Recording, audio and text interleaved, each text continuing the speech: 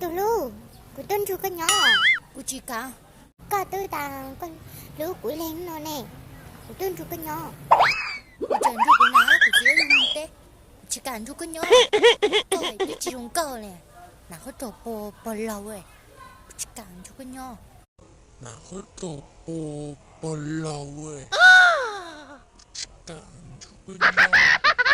Tên nó từ, có thể chỉ tàng của chú con nhỏ ta lại bây giờ. Có tàng cũng bắn nó bây giờ. Oh no! Yeah!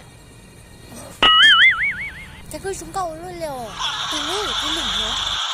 Tôi phải tầm bố con của chỉ tàng chú con nhỏ. Của mình trả tôi trả. Từ lúc thật gì à? Nhưng trẻ rồi tê tôi thẳng sự trở ta. Rồi tê chỉ trong phải luôn. Khó mà, thật gì à? Cũng một trẻ sao thọ là của chị nó.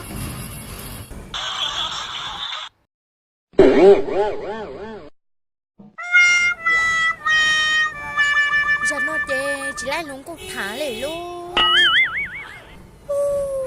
Cho nó chê, chỉ là những cái thả lì luôn.